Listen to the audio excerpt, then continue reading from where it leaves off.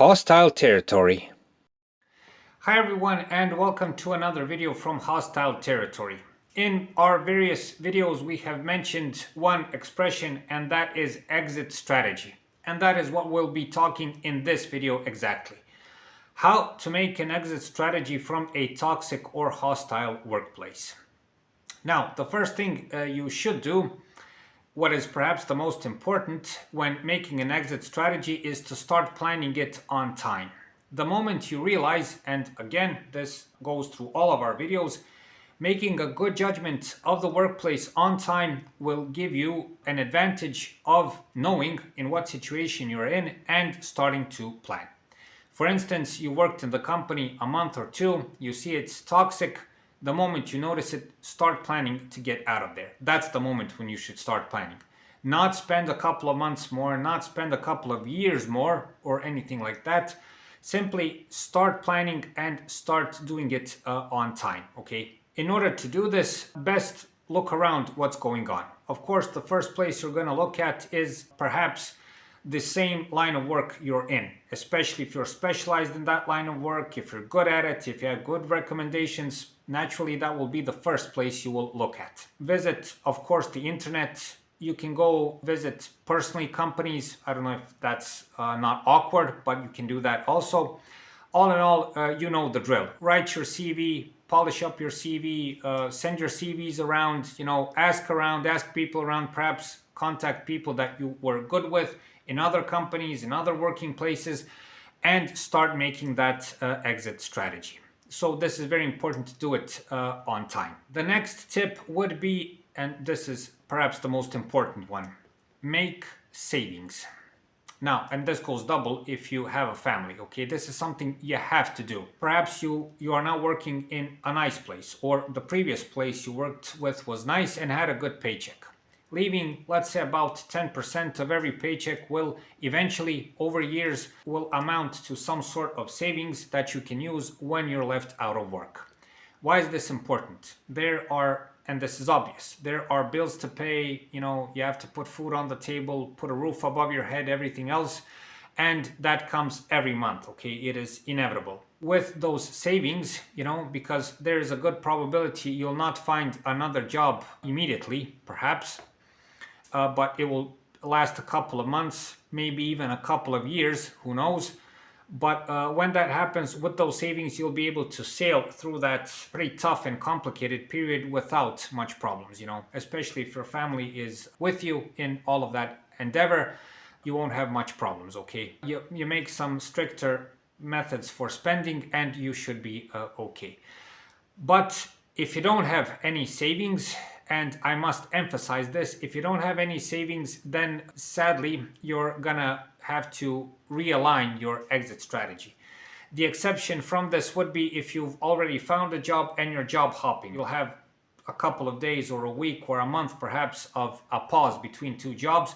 But if you know you got the job, you've signed the contract, even better, and you're going to there, then this is not a problem. You can do it with no savings. Otherwise, if you're doing this because it's up to here and you're fed up with it and you don't have another opportunity, you have to have savings, okay? So think about this also on time.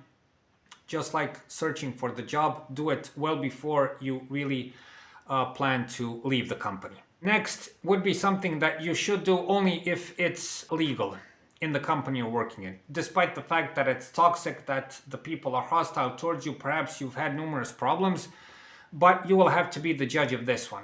The archive we've mentioned in our previous video on how to protect yourself at your workplace. If you were smart, you would make some sort of archive. Perhaps it's at work, not at home, which is much better. If you have that kind of archive and if you have the possibility, bring it with you. What will this help you do? I'll be honest with you. Some companies may ask you for some sort of responsibility after you've finished, even years after you finished working for them. You never know. You never know who you went up against with. You never know who's who in the company. There can all be all sorts of problems. Bring that archive with you.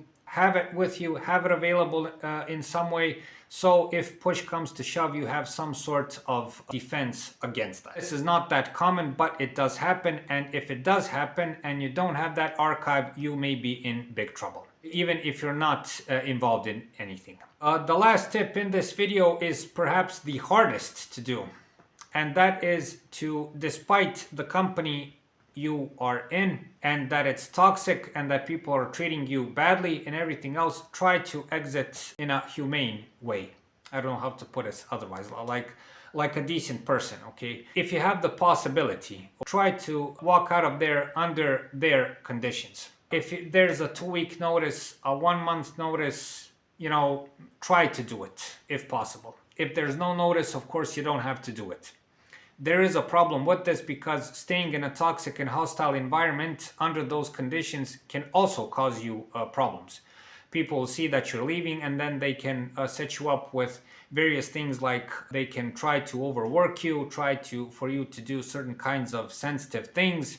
They will dump on you various kinds of trash, so to say. And if you judge, sometimes you have to judge it, which is tricky before it really happens. When it happens, it's too late. If you judge that would be the case in the company you're in, then skip this step. If they do that, they are not good people and they don't deserve to have anything more from you, okay? Any kind of sacrifice. But if, like in my case, it was a good company and they treated you decently, try at least to do that.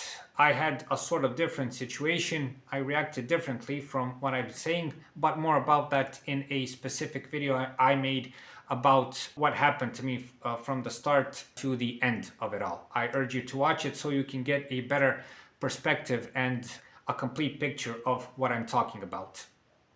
So if possible, and if the company was good to you, try to make a good exit. You never know, you may need to call someone from the management and ask for a recommendation for a really good job and a really good opportunity, and you will close the door with your back, as the saying goes. If you do this properly, you might avoid that.